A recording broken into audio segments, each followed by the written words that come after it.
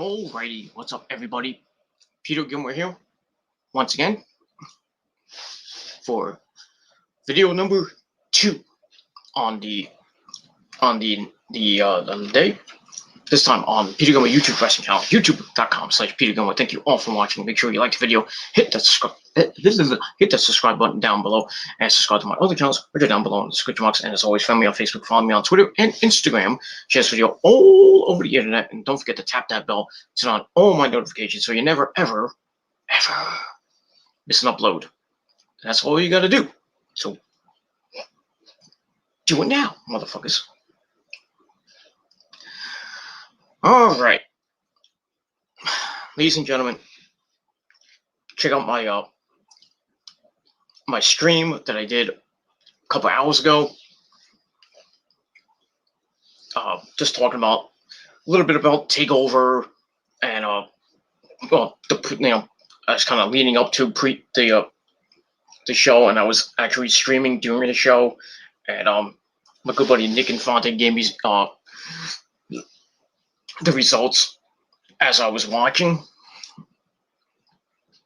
So, because I was recording, and I had Takeover on in the bedroom. So after I finished streaming, I went to the bedroom and watched the rest of the pay-per-view, which ended a little while ago, and then I had to watch the beginning of the pay-per-view, and that's that. So check out that stream down below on the TGC Reborn channel. Give it a like, give it a thumbs up, and all that. Like I said, we talked a little bit about Takeover,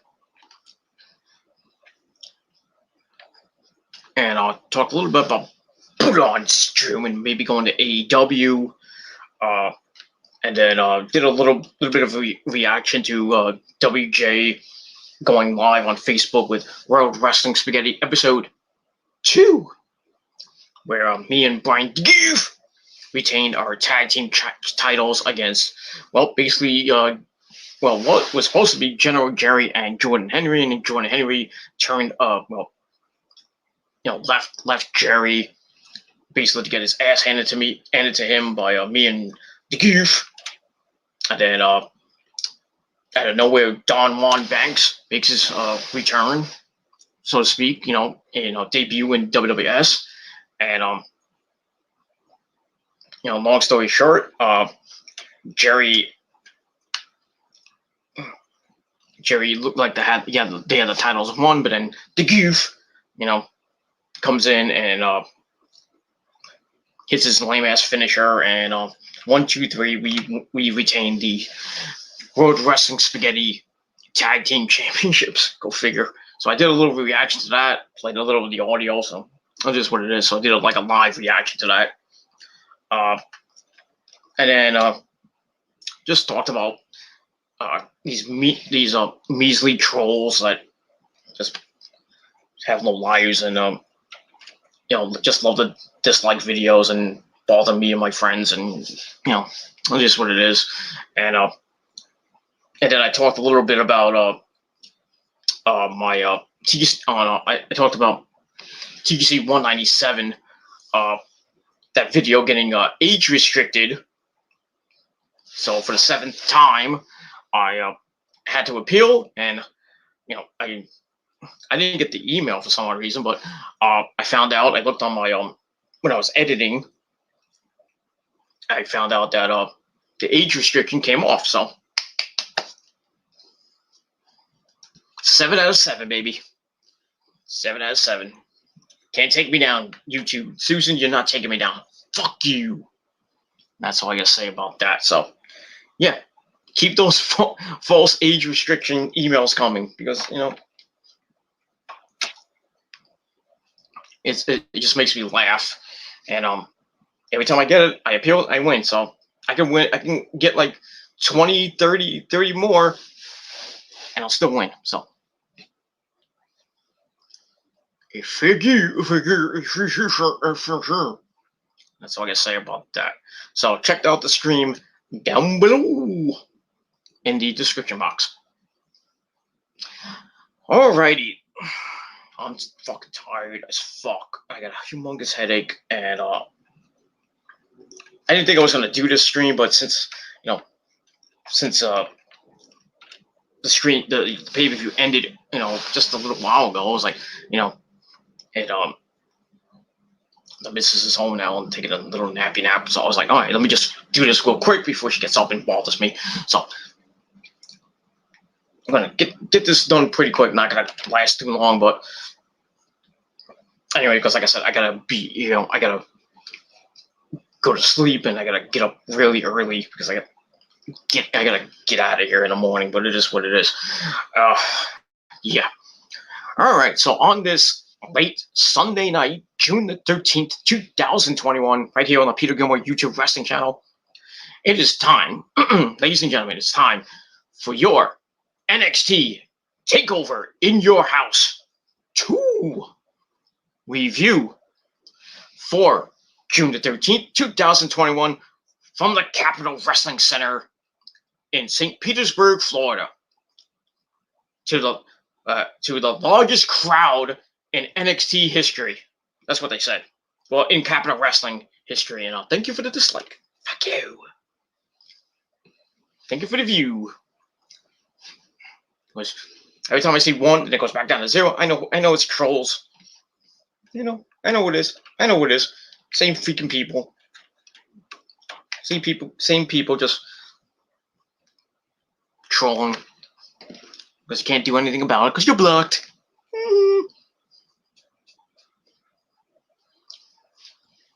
Eat it. Yeah. Eat it and suck it. And that's it. All right, so let's talk about this pay-per-view tonight. NXT TakeOver in Your House 2. Well, coming into this pay-per-view, looking at the card, it looked kind of weak. Besides the main event, which was the Fatal 5-Way for the NXT title between Killer Kross, Kyle O'Reilly, Adam Cole, baby, Pete Dunne, and Johnny Gargano. The only match I actually really, besides that match, the only match I cared about was the ladder match for the $1 million title with Cameron Grimes to the Moon and Eli Drake. And that's it. Other than that, the rest of the matches you could have put on NXT TV, but still, this pay-per-view wasn't that bad. Wasn't another takeover in the books. Pretty good. The last the main event was amazing. A main event between those 5 guys. And then we had a really, really, really interesting and shocking ending with our good buddy William Regal. What happened with him? I'll get to that in a minute. That was really shocking. I didn't see that coming. And now it puts NXT in a state of chaos. What's going to happen this Tuesday? Now everybody's going to be watching Tuesday night now. What's going to happen? What is going to happen now with NXT? Who's running NXT right now? Who's in charge? And we'll find out this Tuesday night on NXT on the USA Network. So we'll see. Well, we shall see. It's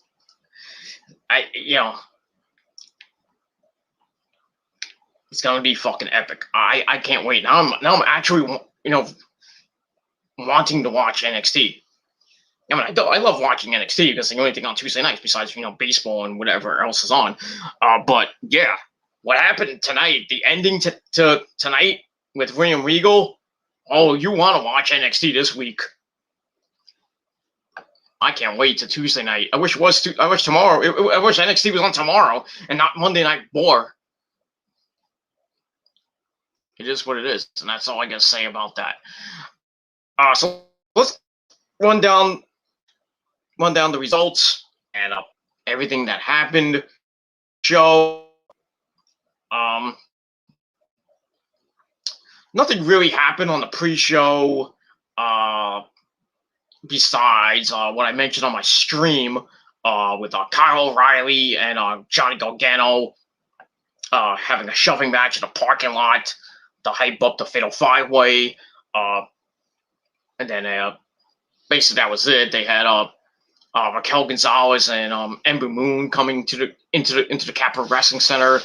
And then we see the $1 Million Man, Ted DiBiase, in his limo. Come out of his limo, guys. Those two, I don't know if it's the same two guys, but two bodyguards or whatever they are. They're carrying the briefcase containing the $1 million title, and they aired a good video of the history and return of the belt. So Stone Cold Steve Austin with as the ringmaster. We saw Ted DiBiase with the belt, Virgil with the title. At one point we saw Goldust with the title. So that's the last time we actually saw it. Was Goldust somehow having it part, but it is what it is. So yeah, William Regal had a chaotic night tonight on the show, even with the pre-show stuff. And that's it. So nothing very much on the pre-show other than a sit-down interview with the champs, the North American champion Bronson Reed and MSK, the tag team champions. Then they go to another sit-down interview with Santos Escobar, Joaquin Wilde, and Raul Mendoza of the Golden Phantasma. Then we got a TikTok video, which I really didn't give two shits about. Then they hyped up Mercedes Martinez and Xia Li, and then a Fatal 5-Way match. And we start the pay-per-view off with a video package. Then we go into the Capitol Wrestling Center. We get a live performance. I don't know who it was, Patty or who it was. And then the host of the pay-per-view, Tom Pettengill, who was there last year as the host, returns this year, and came out and said that it was the largest crowd in the Capitol Wrestling Center, and he welcomes us to the pay-per-view. So that was pretty nice. So fans there and fans back in NXT. No more. I don't even think they have the LED screens anymore. I didn't say it, but I think they by Thunderdome soon. But the LED screens will be replaced by real fans in a couple of weeks, and that's it. That's it. Goodbye to the LED screens in NXT, and hello fans. We missed you. All right, so that's that. Let's move on from there. All right, so we start the pay-per-view with our first match, winner takes all match, 6-man tag team match. Bronson Reed and MSK, Nash Carter and Wes Lee taking on Legado del Fantasma, Santos Escobar, Joaquin Wilde, and Raul Mendoza. So the champs come out first, and after that, the comes out. Start the match, and we start off some quick tags and stuff like that. Some little bit of fast-paced action to start, and then Nash Carter and Joaquin Wilde are going all over the place, and just beating the crap out of each other, doing some do's, stuff like that. And Joaquin Wilde wins the exchange, tags in Santos Escobar, who comes in and tells Wes Lee to tag in Bronson Reed. He wants a piece of that. Bronson Reed's, what? After what Bronson did a couple of weeks ago, squashing Santos against the barricade. And then Bronson last week, what he did on NXT this past week, basically Santos and Legado del Fantasma. And then Santos makes the challenge to a winner takes all match. So Wesley's like, okay, you want him? You got him. So Bronson Reed comes in, and then Escobar does the cowardly thing and tags in Raul Mendoza. He's like, go beat him up. So he's like, I'm not coming in. I'm not coming in. And Santos like, get in there. So, sucks to be Raul Mendoza. He comes in and runs right into Bronson Reed, who was ready for him. Just starts beating him up for a while, and then he tags out, and I think he tagged out the Nash Carter, and Legado del Fantasma. They come back and basically beating him up, and they take turns beating up the both members in the ring. And then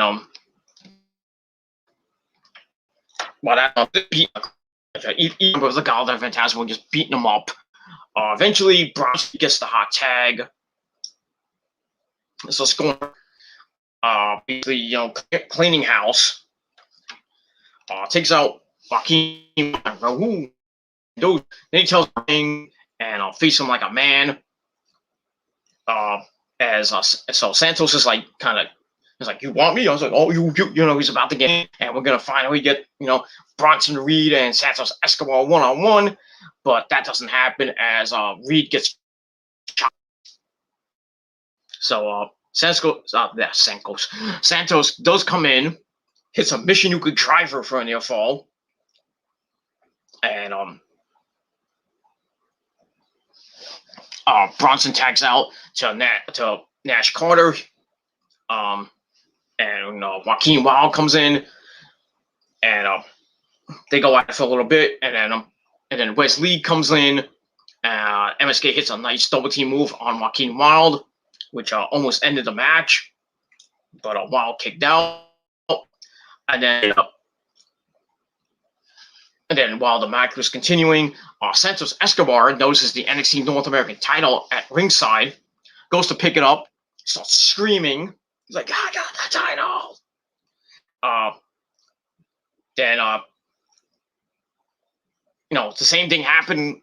Same thing happens to him that happened 2 weeks ago. That's the title in the air, and Bronson just runs right through him, and the plexiglass that protected the fans. That hurt. So Santos is gone, and then after that, the action picks up in the ring with MSK and the rest of Legado del Fantasma. Bronson comes up the top rope with Tsunami. 1, 2, 3. MSK and Bronson Reed get the win. They retain their titles, obviously. So the win match gave 3 out of 5 stars. Wasn't that bad. So it looks like now that Legado del Fantasma got destroyed, we might start the new stuff, the new programs that Bronson Reed's probably gonna start a program with Isaiah Scott, as we saw from last week with Hero, and MSK will probably start a feud with probably Top Dollar and Shanti Adonis for the tag team belts, or they might. I guess it would all depends now. If they don't do that feud, it'll probably be the winners of that Tornado tag team match on Tuesday between Thatcher and Ciampa and the Grizzled Young Veterans. So I think the winner of that will probably get the next shot at MSK. So I'm thinking it's probably Ciampa and Thatcher, because I don't know what the hell NXT's doing with WWE and NXT doing with the Grizzled Young Veterans. Every time they get to the finals or they get to a title shot, You think they're gonna win? They don't win. Feels like Ends One Cast Part 2. It is what it is. I don't understand. Just send them to back. Just send them to NXT UK. Let them win the NXT UK tag titles again. Because it just doesn't make any sense for them to be in NXT anymore. You're not going to give them the title, the NXT tag team titles. So that's all I got to say about that. So. It is what it is. All right. After that, we segment with once again Todd Pettengill. We're going to open segment with Todd Pettengill. Basically hyping up the next match, which is Mercedes Martinez and Xia Li. Basically talking about the rivalry, the Mae Young Classic. Then he pulls out a VHS tape. He pops in a big giant box, and then we get the snowy gray screen, and goes to black and like really just like a big ugly black and white TV kind of thing. And somebody informs him of it's like, we have digital video now. So so it's like, all right, VHS ain't gonna work no more. We got DVDs. Yeah. It was kind of corny. It is what it is. So I gave that 2.25 out of stars, and I said, all right, match number 2, Mercedes Martinez, Xia Li, a rematch from the Mae Young Classic from 2000 and I believe 2016. Was an okay match, nothing great. Mercedes comes, get the ring, and Xia Li comes out. She has like multicolored hair now, and a new outfit, which was kind of cool. She comes out with Boa, May Ying, that creepy, mysterious woman that just sits in her goddamn chair and just blows smoke once in a while. We all know it's Karen Q. It is what it is. Pretty quick match. Starts out early on. Mercedes Martinez was in control early on. Basically beating the living crap out of Xia Li. And then when Xia Li comes back with a vicious knee to the gut, she gets some momentum, starts going to work on Mercedes for a little bit, and then Mercedes starts coming back, almost won the match, but Lee kicks out, and we see a whole bunch of replays. So I think she hit her with the air raid crash, and Xia Li kicked out of it. And then it goes to the floor, and then Boa gets in Mercedes Martinez's face, but she pushes him to the side, dumps Xia Li on her head on the floor. Ow. So she's in control, and she's about to finish Xia Li off, but Xia Li out of nowhere cuts some momentum off, dead in its tracks. Then she hits a big kick, knocks Mercedes Martinez out. 1, 2, 3. So Xia Li keeps her win streak alive and picks the victory, and that's it. So she gets her revenge from the Mae Young Classic. That's basically it. So I gave it a 2.25 out of 5 stars. After that, afterwards, we see highlights of what just happened, and then Xia Li tells Bo to get a chair. Looks like she was about to take out Mercedes Martinez with it. I think she's going to hit her in the head or something like that. I think she was going to cave her head in or something like that. Mercedes avoids it, takes the chair and blasts Boa right in the head with the chair. So yeah, headshot. She turns to Xia Li, starts yelling at her, then whacks her in the knee, ow, with the chair. Xia Li rolls out of the ring screaming in pain.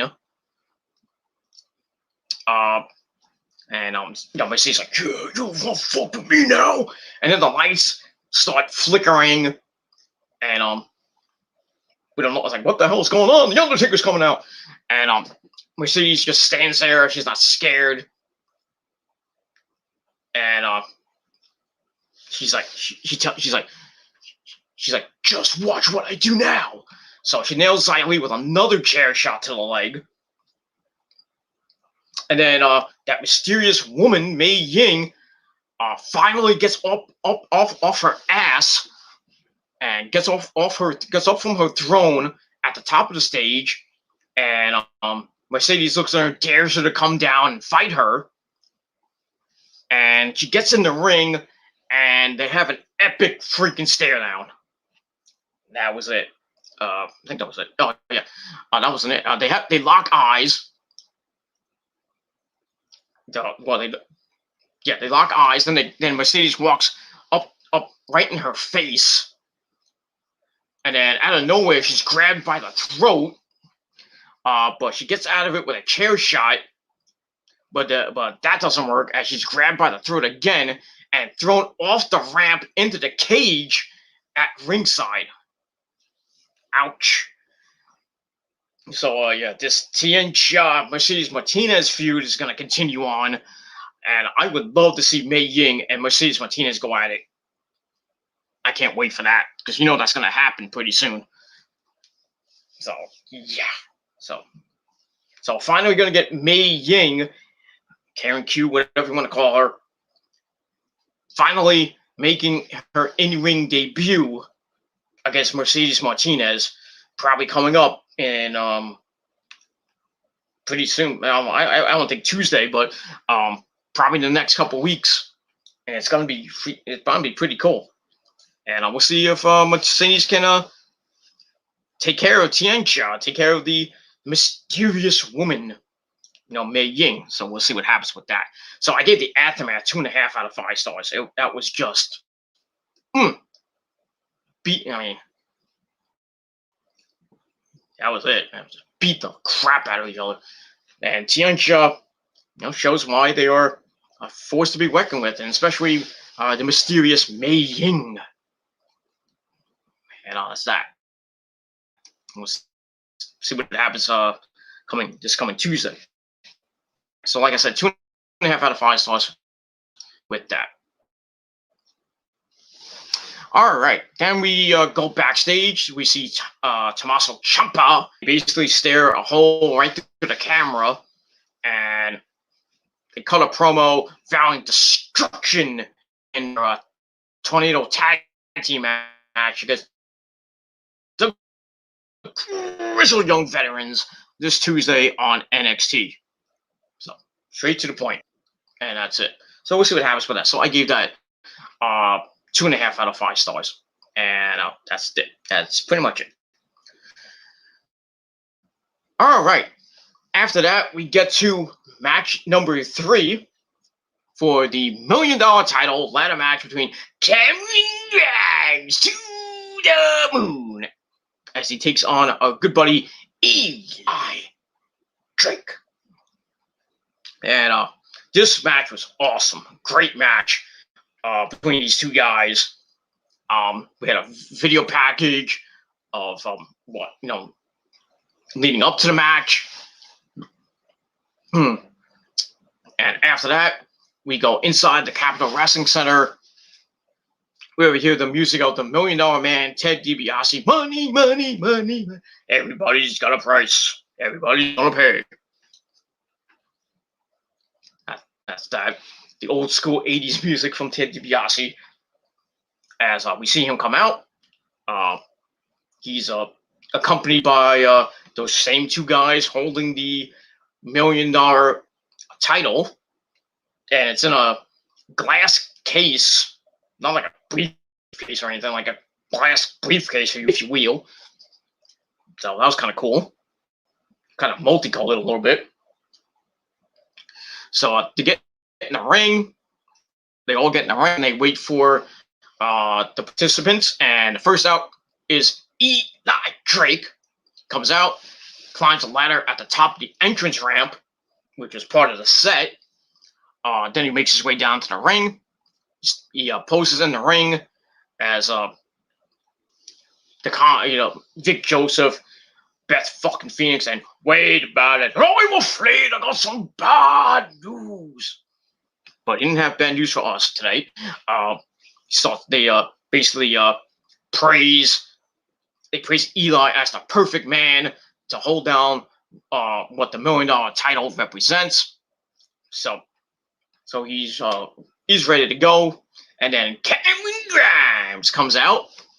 Goes to the ring, gives Ted DiBiase a big hug.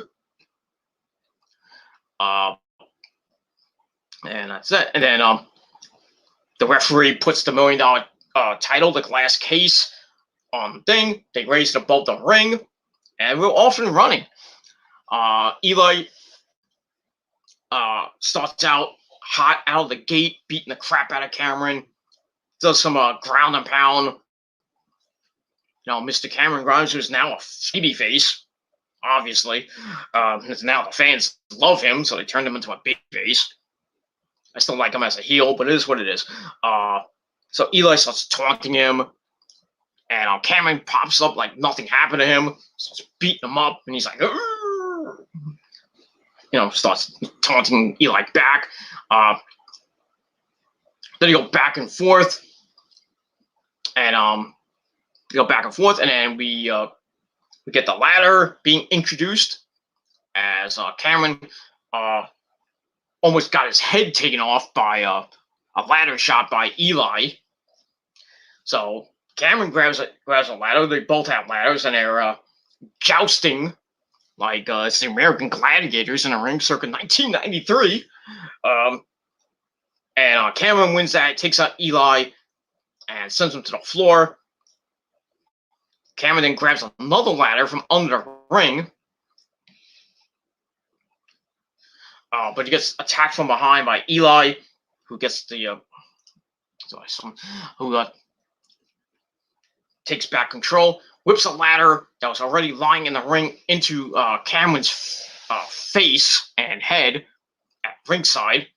And he's like, "Ooh, electric," and fans are, just yelling at him and stuff, blah, blah, blah. Then he starts beating the crap out of Cameron, with some boots and stuff. But Cameron comes back, starts, gets momentum back. And then Eli took over by he hits this crazy neck breaker, jumping neck breaker, which landed on top of the ladder, laying under the bottom rope in the corner, and it hurt. It looked, oh man, it was just vicious. We see replays of that like a bunch of times, and then Eli heads out of the ring. Then he grabs a bigger ladder, well, what they say, super-sized ladder, brings that in the ring. But basically they really didn't use it. As Cameron comes in and gets up and starts beating up Eli, some ground and pound stuff. He gets the golden ladder at the top of the entrance ramp, brings it in the ring, goes to climb for the title, but Eli stops it. Then it goes out to the floor again. Eli takes over. Then Eli takes a bunch of ladders and builds like this weird construction thing. And that was kind of cool on the entrance ramp. Then they keep going at it, and then there was a big move where both men leap off the production set. One of the pieces at ringside for a big spot that was kind of awesome. And then after that, Cameron goes, climbing up the big giant ladder in the ring. Eli shows him off as So he shoves him off. Cameron crashes through the entire space, the entire ladders that were at ringside on the ramp. So knocks him out, and Eli has a straight shot to the title, and he takes down the title, and we have a new $1 million champion in Eli Drake.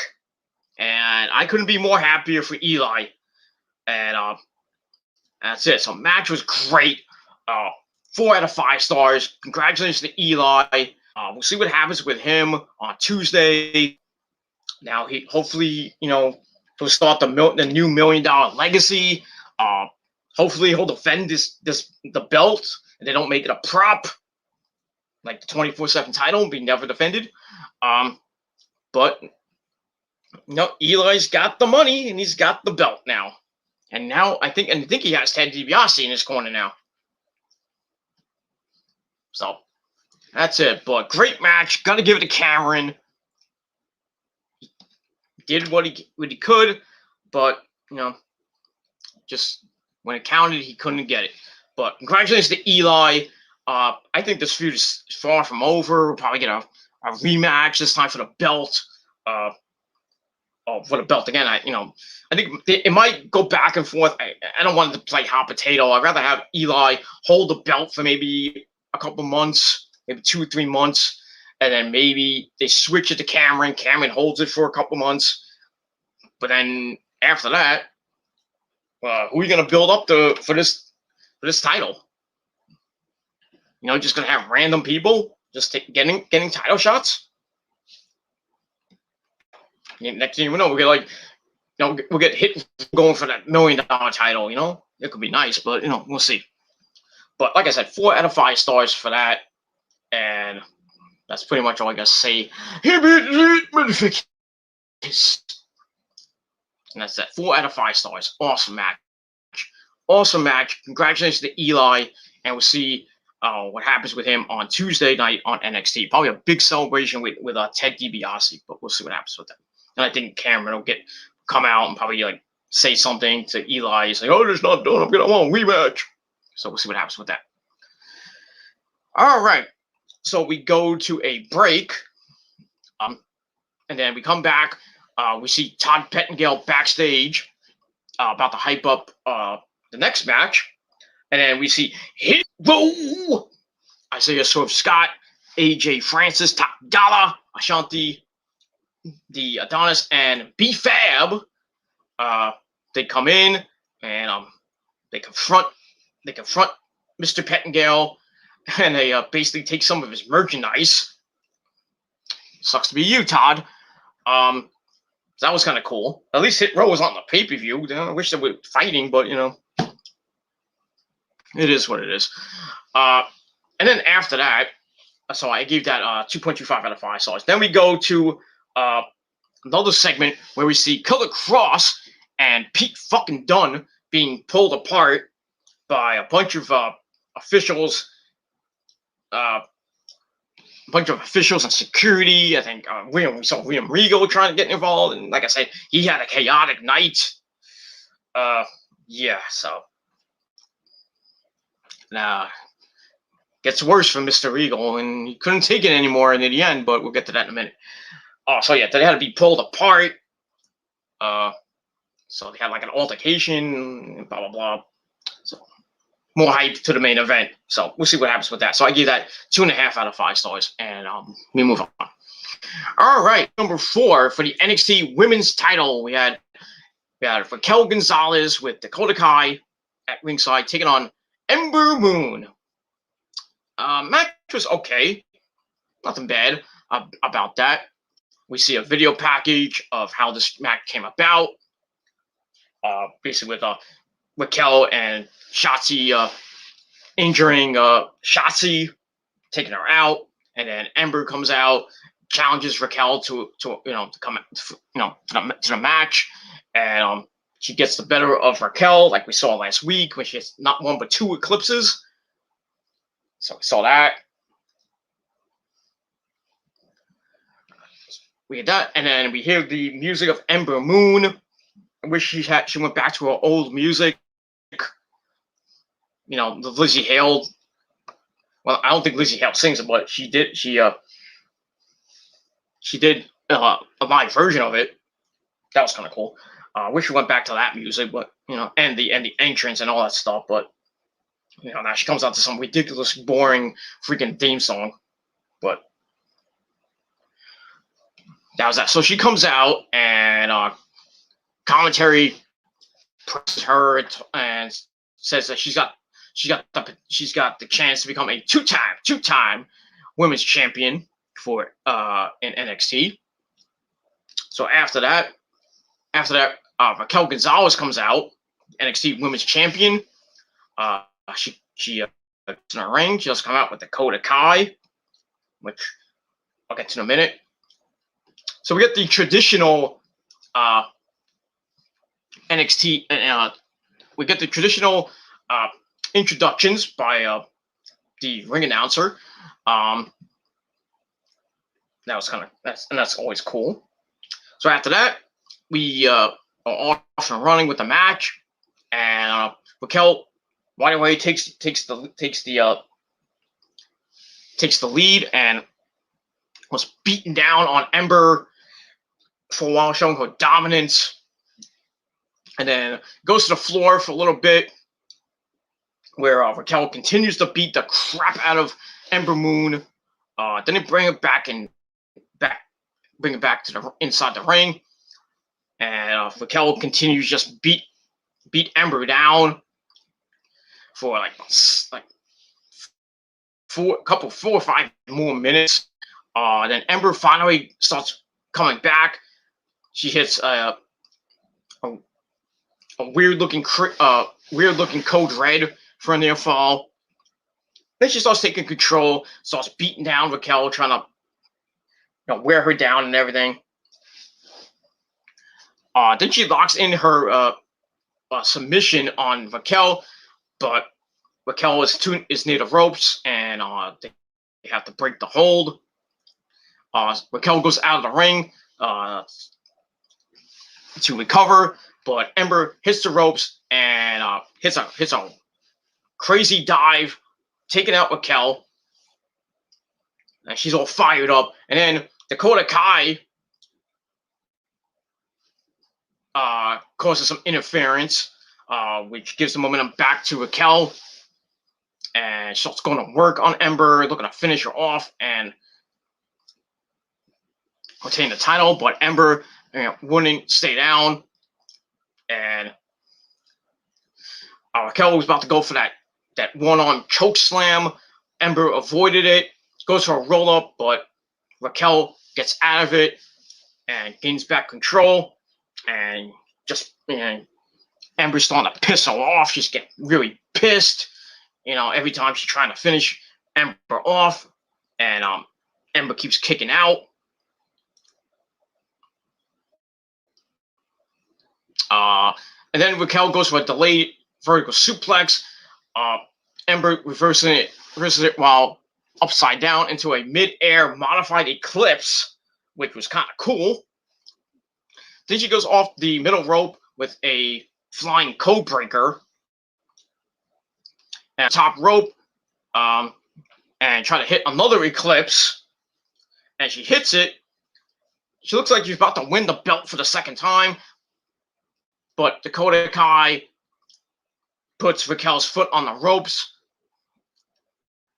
and save the title for her friend. But then out of nowhere, Shotzi Blackheart comes back, runs down to the ring.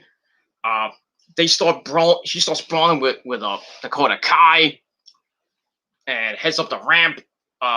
Goes backstage. While in the ring, Ember's ready to beat down on Raquel. Grabs her looking for her submission finisher again, but Raquel avoids it.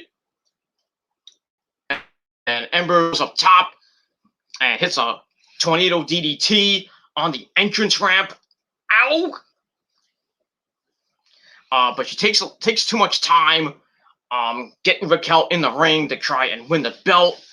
And she finally does, but Raquel recovers to kick out at 2. and Ember's like, damn it! And then Ember looks to finish Raquel off, goes to the top, and looks to hit the Eclipse for the third time, but Raquel avoids it and picks her up for the big time choke bomb. 1, 2, 3. Raquel Gonzalez wins the match, retains the NXT Women's title. And yeah, I got that right too. I didn't win the Eli match, but so I was 3-2 on my predictions. Yeah, it happens. Can't win them all. But Raquel Gonzalez gets the win. Match I gave 3.25 out of 5 stars. And that's that. And that's it. So, Raquel, I think it's her second defense of the title. I didn't think she was gonna lose it just yet. But dominant performance by Raquel, good performance by Ember, and it looks like we might see Shotzi and Dakota Kai one-on-one maybe on Tuesday night, but we'll see what happens with that. And we move on. I think now that Raquel retained, she's probably gonna go into a program with Io, as we saw Io return last week with her good friend Poppy. So Io's back, and she had that stare down with Raquel as she came into the backstage area, and Raquel was going to the ring. So they had a stare down. They had a little, Io screaming. So it looks like we're gonna see Raquel Gonzalez and Io 2. When? Don't know, but we'll see what happens with that. So 3.25 out of 5 stars for that, and that's it. All right, we go backstage for another old school segment with our good buddy Todd Pettengill, and then we find out our next big event for NXT, not Takeover, is going to be July the 6th, Tuesday night, July the 6th, NXT Great American Bash 2. Was it 3? I think it's 2. I think it's 2 or 3, whatever it is. But the Great American Bash, once again, comes to NXT July the 6th on the USA Network. Now, that's going to be cool. That's cool.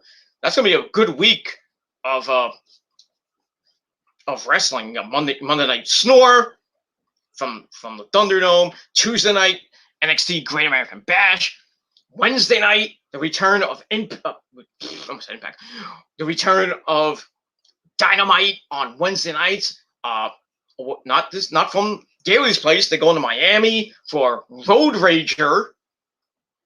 Should be just called Road Rage, not Road Rager. It sounds really retarded, but yeah. So they come back with their first event of July, and they got a lot of stuff happening in July. So July the 7th in Miami, AEW Dynamite Road Rager. Got that, and then next 3 weeks on Dynamite, July 14th and the 21st, you got Fyter Fest Night 1 and Night 2, and then July the 28th, Fight for the Fallen, and that ends AEW's month of July. And that's the last week. Actually, that week is the last week of Raw and SmackDown. Actually, no.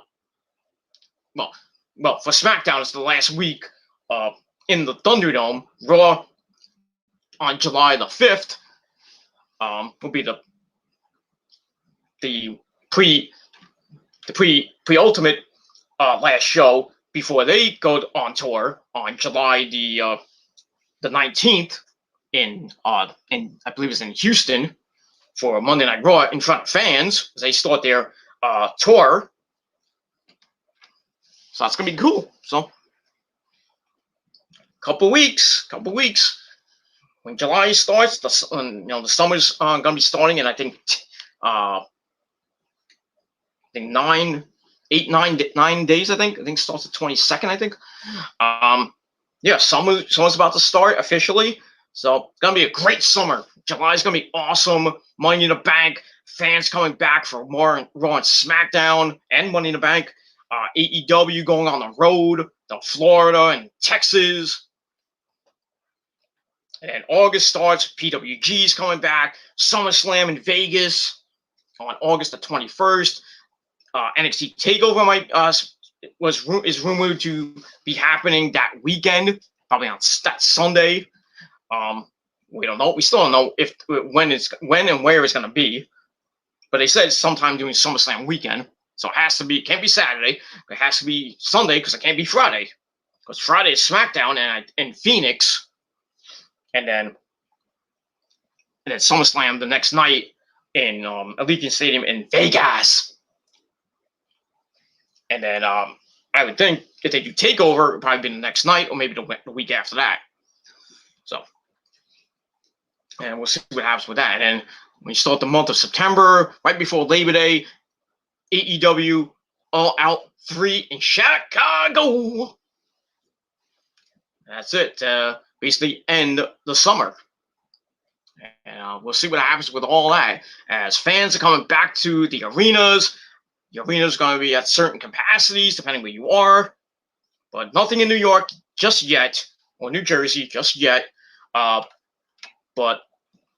the rumors are that that Survivor Series might be in the Barclays Center. The Rock might be there. And also in November, the WWE is going back to Saudi Arabia for their first shows since the pandemic, which is probably going to be Crown Jewel. So we'll see what happens with that. So that's some good stuff coming your way this summer and later this fall as well, as we get to the later the end of the year. And also forgot about Best in the World, Ring of Honor Best in the World in July. Also, what else? There's another one in July. My Slammiversary, TNA Slammiversary, in July as well. And that's that. Then you got in Bound for Glory, probably being sometime in October for TNA. That'll probably end the year. AEW is going to St. Louis for Full Gear in November. So a lot of stuff in November. AEW, Survivor Series, and Crown Jewel. Possibly, I don't know if it's going to be Crown Jewel, and they might. It's either going to be Crown Jewel or WWE Super. What was it? Super Showdown, whatever it's called. But I think it's Crown Jewel because last time they did in November was Crown Jewel. It's going to be Crown Jewel, I think, number 3. So yeah, so WWE's going on tour. They're going back to Saudi Arabia at the end of the year. And then, yeah, so things are getting back to normal in the world of professional wrestling and all of sports and life itself. So be happy that this fucking virus is just about over. That's all I gotta say about that. So yeah, so NXT Great American Bash July the 6th on the USA Network. Now I don't know if it's gonna be a one-night thing or it's gonna be 2 nights. Like night 1 will be July the 6th, and then July the 13th it'll be night 2, or they're just gonna have a big 2-hour show. But we'll see what happens. So they're gonna start the lead up to that. I think they got 3 weeks. Let me just check my quickly check my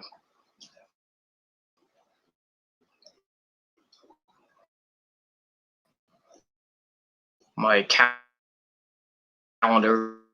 If I can get the calendar to load. There we go. Let's see. 1, 2, 3. Yeah, 3 weeks to NXT Great American Bash July the 6th. So I got 3 weeks to build it up. Starting this week on NXT. So the go-home show will be June the 29th. And that'll be that. That's kind of cool. Kind of cool. July's going to be a big, big, big month. And August, too. So summer is going to be hot and at the same time. Oh no. I said that word. Oh, no. Damn it! Why did I say that word? What, Mike? What? What? What, Mike? Hey! Yes, Mike. What do you want, Mike? You said my name. I didn't mean to say your name, but nice to have you. You know, I was watching. They had. I was on Facebook. They were showing some, like a whole thing. With was ECW One Night Stand, the first one. Remember when you fought Masato Tanaka and you kicked his ass? That's right. I kicked his ass because I'm awesome.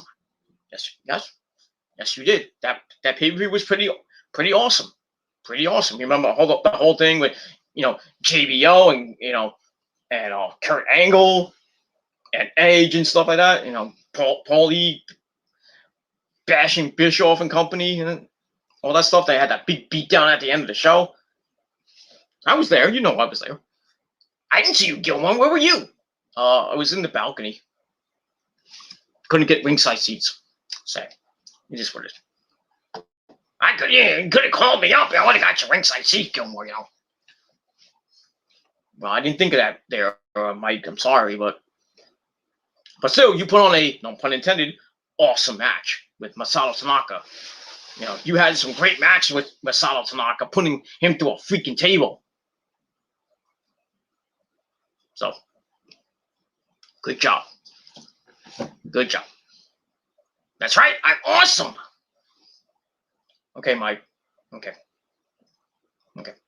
Now, can you please go back to the bar? Grab me. Go have a Jack and Coke on me. I'll pay this time. Just tell the bartender, I paid for it. Have a good time, and after that, go put King Kong Bundy through a table. Okay? Just for me. Bundy. Just put him through a table.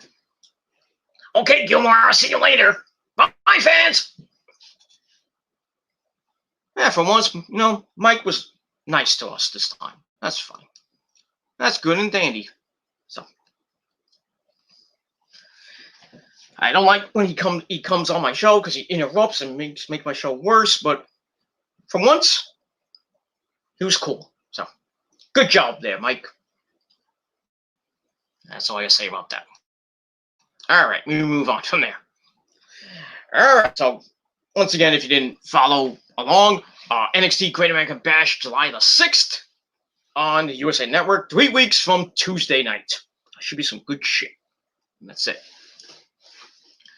All right, after that, we get commentary running down what's going to happen on Tuesday night on NXT. Basically, the one match that I know of is the Tornado Tag Team match between Ciampa and Thatcher and the Grizzled Young Veterans, which would probably be the main event for that night. All right, then we shift gears to the main event. Match number 5 for the NXT World Heavyweight Championship Fatal 5-Way match. Killer Kross with the lovely Scarlett Bordeaux at ringside takes on Kyle O'Reilly, Johnny Wrestling, Johnny Gargano, Pete fucking Dunne, and our good buddy Adam Cole, baby. And this match was chaotic, awesome throughout. Lots of near falls, submissions, finger breaking. Oh, just chaotic and awesome freaking match. Not the match. I mean, the match of the year, but match of the night in my eyes. But this was great. Video package to start the start, which is nice.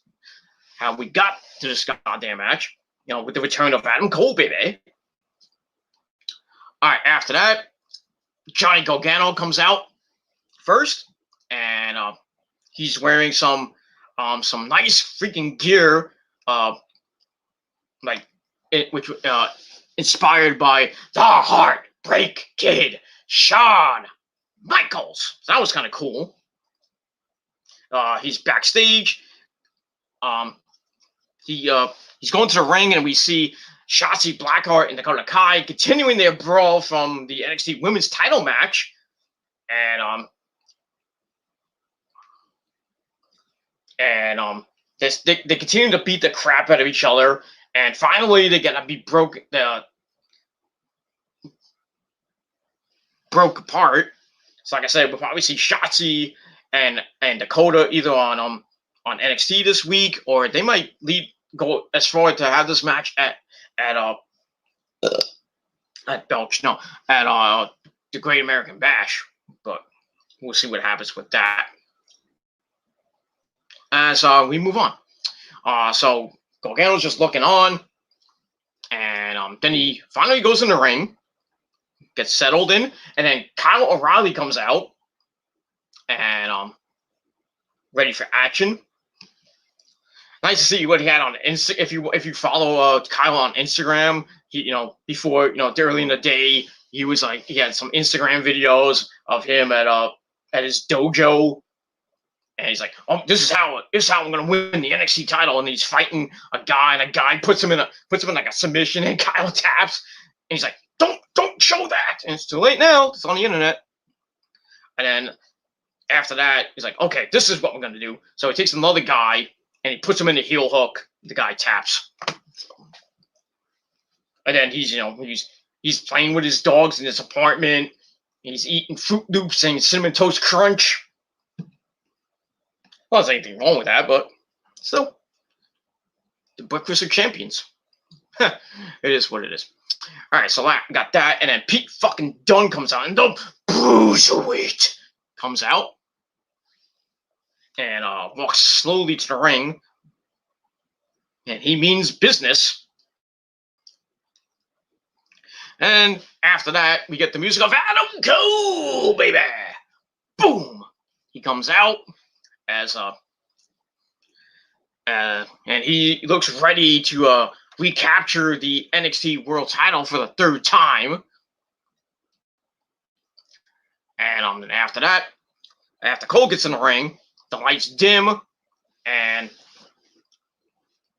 we get the music of the champ, Killer Kross, comes out with Scarlett, who look fucking hot, and gets in the ring. They do the usual stuff with the smoke and lighting and just amazing entrance. And that's that. So after that, the bell rings, and then Pete fucking Dunne and Johnny Gargano go to the floor on one side of the ring, while Kyle O'Reilly and Adam Cole, baby, do the same on the other side of the ring, which left the champ alone in the ring. And he's like, "Come on, let's go!" And finally, Pete Dunne gets in the ring.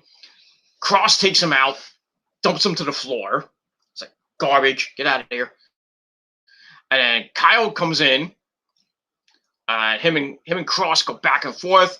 Well, everybody, the rest of the people in the match, they start beating each other up on the floor. In the ring, Kyle drops down to the mat, locks in a leg submission, looked like I think it was the heel hook. Kross powers his way out, dumps O'Reilly, who rolls out to the floor. Then Johnny Gargano gets in the ring. Let me just check something real quick. Okay, we're good.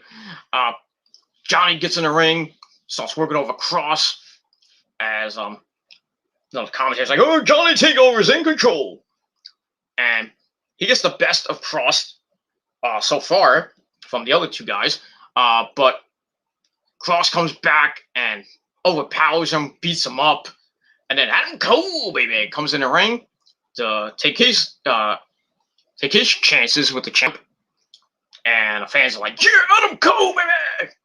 And he does pretty good as well, but Kross takes him down, and Cole gets pulled out to the floor by Pete fucking Dunne and Johnny Gargano, and then they throw him back in the ring to a waiting Killer Kross. Somebody's neighbors outside or something like that. Somebody outside. It is what it is. And then after that, everyone gets in the ring, and then everybody is going nuts. Everybody gets submissions locked in. And then each one's getting a submission, and then the other person's breaking it up. They put on a submission, they get broken up, It was great. Submission City galore. That was kind of cool.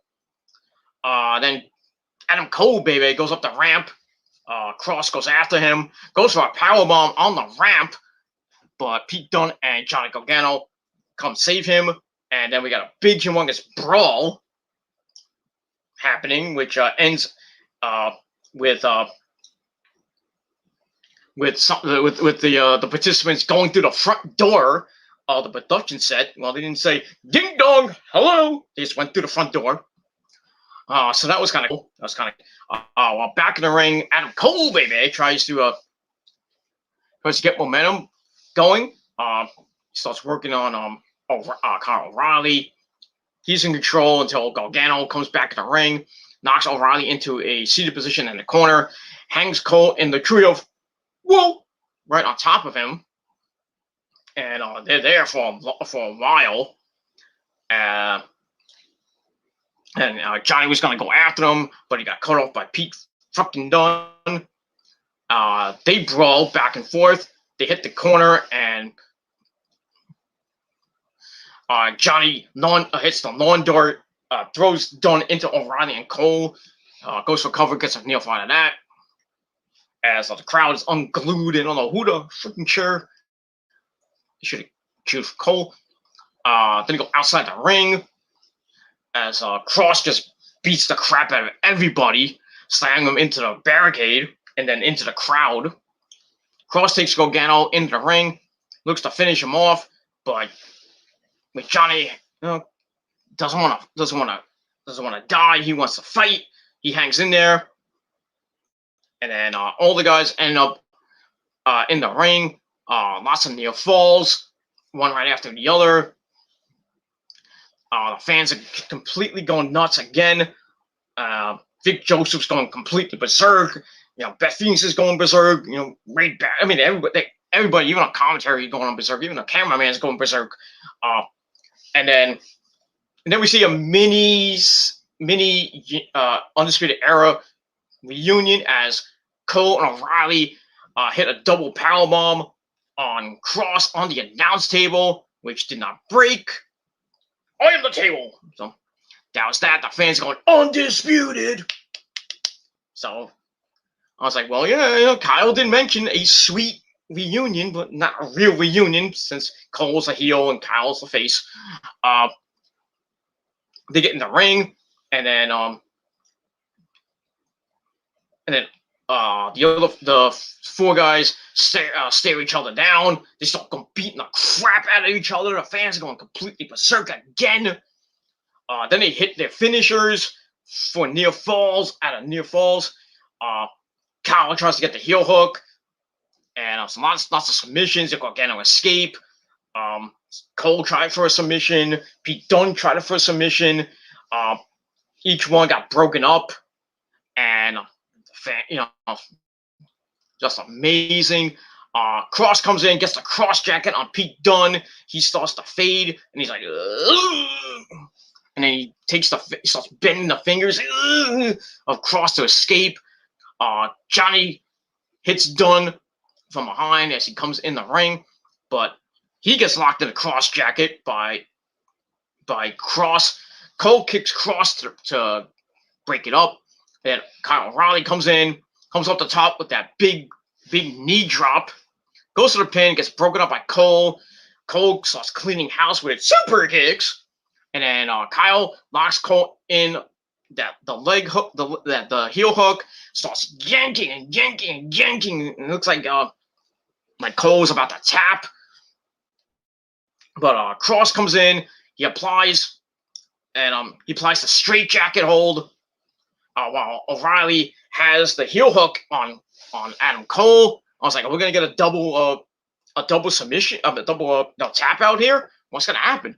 They're on at the same time, and then Kyle fades out, and Killer Kross retains the title in a freaking epic match.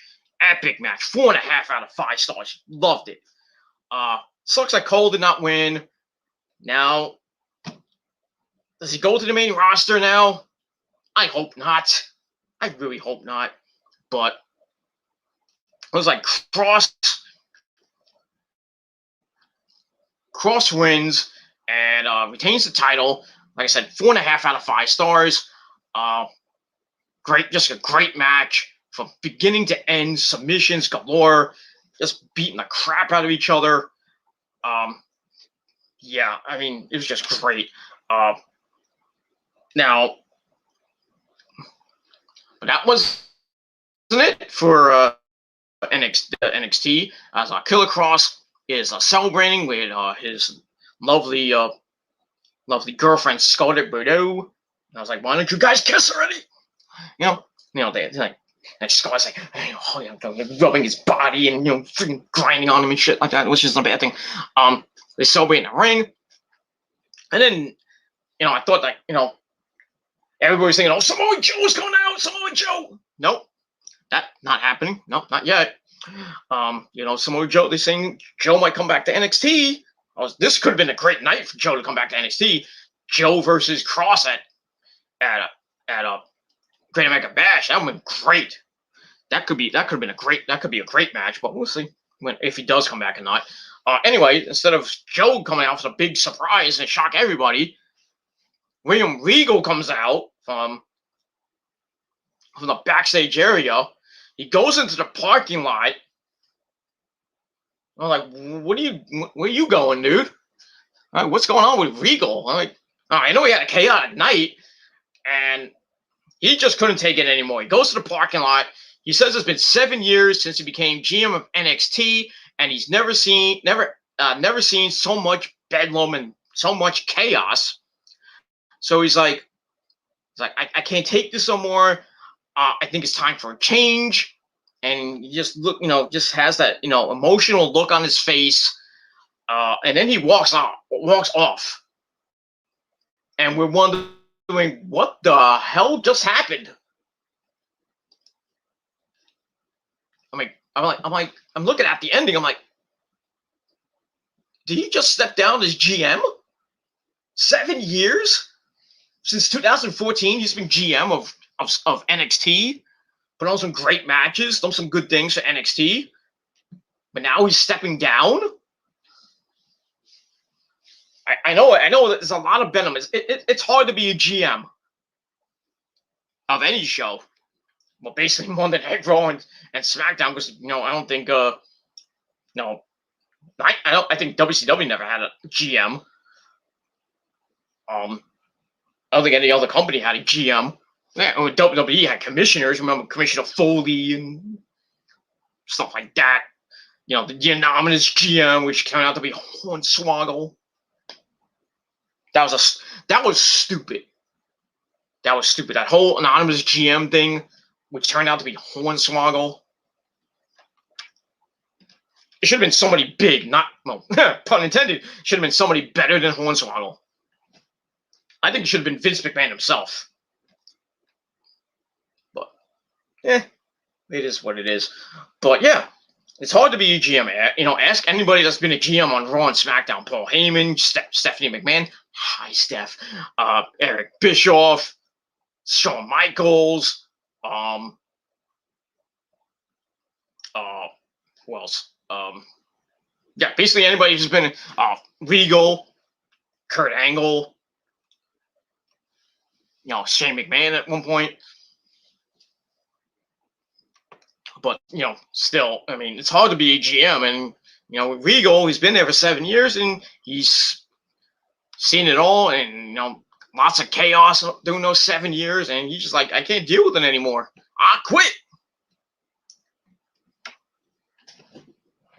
Well, he didn't say I quit. He's like, it's time for a change.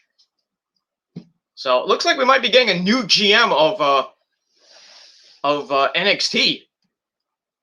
So it begs the question, who is going to be the GM? What happens now? I guess we're going to have to find out on Tuesday. Now, if anybody could be GM of NXT, do you put Hunter in there? Or do you put Shawn in there? Or do you get somebody else? Who could that be? Got to be a powerful figure. So, can't be. I don't think it's not going to be Bischoff. Probably not going to be Stephanie McMahon. That would be kind of weird, but We get Stephanie back on, as GM. Remember her time as SmackDown GM? All the sexiness she did with as a GM, showing her butt and everything, kissing. I mean, getting her ass slapped by John Cena, and he liked it. Perfect that he is. Lucky Hunter. I don't know why Hunter allowed that segment, but John, you can slap my wife's ass. It's okay. Okay, I'll do it for the children. It is what it is. But yeah, so now what happens to NXT? NXT is in a state of flux right now. Who is the GM? Who's the GM going to be? Okay, I guess might find out on Tuesday. On Tuesday night, I think we're going to find out who the new GM might be. Or they're going to play it out like who's, what's going to happen? Like nobody's in charge. I mean, it's going to as we all say, the inmates are running the asylum right now. And nobody's there to stop it. Not going to be Regal. He's gone. Storyline-wise, he's gone. I don't think officially he's gone. I doubt that, but you never know. But if anybody could take his place, I think it'd probably be either Hunter or Sean. Even though they went backstage. So Hunter basically, it's his baby. So obviously it would be Hunter. But still, I mean, who could you put in charge? Who could you put in charge? Stephanie? Shane? I don't think Shane would want to do NXT, but I don't know. I don't know who you could put in charge. And don't give me that idea. Joe's coming back. Why don't you make him GM? He's not doing anything. No. I don't think Joe. That'd be a stupid idea. Unless he's going to fight. He's going to be like one of those GMs that fights. But still, I don't think Joe should be GM. Joe should just come back and be the one to end Killer Kross's championship reign. Because I don't know who's going to beat Kross at this point. Who? Don't know. So it looks like Adam Cole and Kyle O'Reilly are going to finish their little storyline. Maybe an Undisputed Era reunion before they go up to the main roster. I hope they don't go to the main. I hope Cole never doesn't go to the main roster. He just stays in NXT for the rest of this year. But I don't know with that. But I mean, who are you going to build up now for Kross? For I guess for the Great American Bash. What's his next challenger going to be?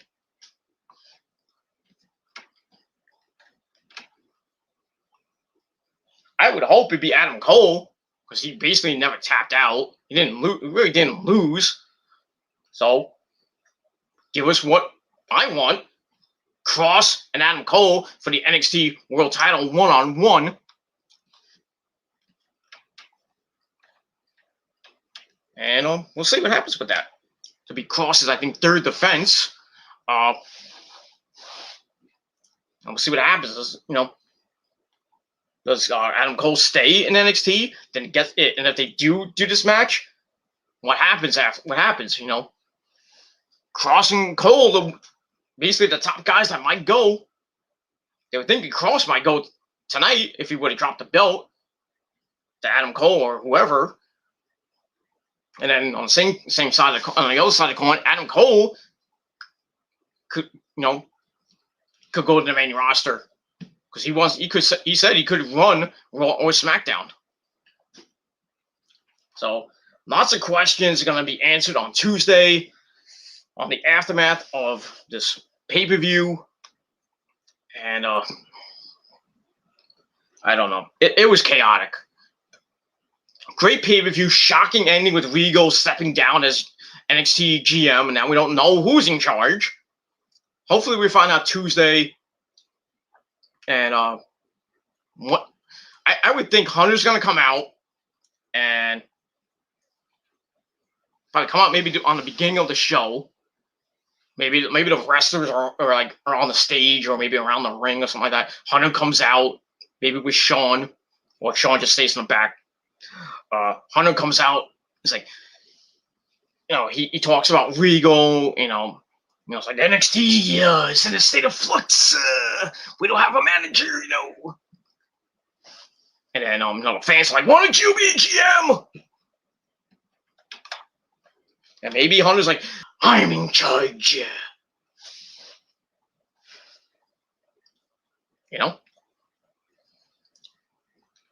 Or maybe Kross comes out and says, we don't need a GM, I'm in charge. And then while that happens, maybe the new GM will be announced and like somebody comes out, we don't know who it is. It'll be funny if people like Wade Barrett or something like that. Maybe the next GM. I'm afraid I got some bad news. I'm the GM. That would be funny as hell, but I don't know. But we'll see. We'll see. We'll definitely see what happens on Tuesday night on NXT. So that's it for that. I gave the Aftermath 4.5 out of 5 stars as well. Total final score, final rating for NXT Takeover in Your House 2, solid 7.5 out of 10 stars. Let me know what you guys think down below in the comments section. Go hit me up on social media with your thoughts. Don't forget to hit that like button down below. All the other people, you know what to do. Kiss my ass. And that's it. Don't forget to subscribe to this channel and my other channels as well, all in the description box. And follow me on social media. Friend me on social media. And that's that. Don't forget to share the video all over the internet. And don't forget, once again, tap that bell. Turn on all my notifications so you never know. Turn on all my notifications so you never, ever, ever miss an upload. And you stay in the loop so you don't miss anything. And if you do, you missed anything from today, from this past week, go on my channels and just check the homepage and see what the latest video is. And watch it. Share it with your friends. And that's all I got to say about that. All right, everybody. Once again, 7.5 out of 10 stars for NXT. We'll see what happens this Tuesday night on NXT TV on the USA Network and Peacock. And we got Monday Night Raw tomorrow night, the go-home show before Hell in a Cell. Probably another 3 hours of the worst television show in the history of television. And that's pretty much it. Yeah, Raw's gonna suck tomorrow. It is what it is. And we'll see what happens with NXT. And then once again, we got another Friday night of SmackDown. And then AEW, which will be the final, I believe, yeah. Well, not the final Friday night, but it'll be on Friday night, this Friday night. And then next week, it'll be on Saturday night, on July the 26th, on TNT. Then the week after that, I believe that's in the first week of July. That'll be, I think they're having another show on a Friday night. I'm not sure after the 26th what's going to happen. They're going to do a show on Wednesday night, or it's going back to another Friday night show. We'll see. After that, after that show, which is Kenny Omega and Jungle Boy for the AEW World Title. So we'll see what happens with that. After that show,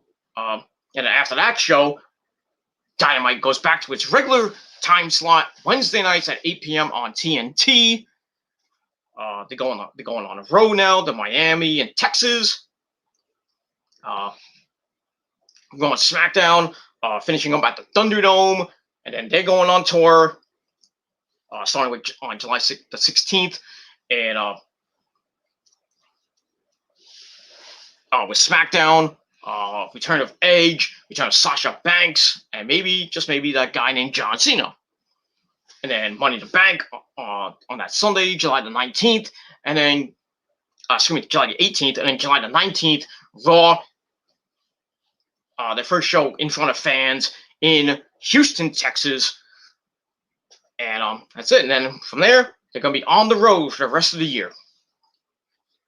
That's it. So good stuff coming your way. That's it. Hopefully I'll be here the rest of the way, but we'll see. And that's it. All right, everybody, thank you for watching. Check out my stream from earlier in the night on the TGC Reborn channel. Give it a like, give it a thumbs up, share it with your friends. And that's it. All right, everybody, I'm going to sleep because I got to get up really early in the morning. And got to do some, I just got to get up in the morning and get my ass out of here. So, yeah. So, yeah, we'll see what happens with that. So, tomorrow, probably sometime tomorrow afternoon, I'll do my AEW review. I went to do it today, and I completely forgot about it. So, tomorrow will be my AEW review. Get you ready for Monday Night Raw, and then I'll probably do my Monday Night Raw review on Tuesday, and that's it. We'll get back to hopefully my normal schedule after that. All right, so that's it. I'm gonna take a mean old crap in a minute and then go to bed, and then get up in the morning, and that's it. All right, thank you for watching, everybody. Good night, everybody, and I'll see you guys next time. Peace.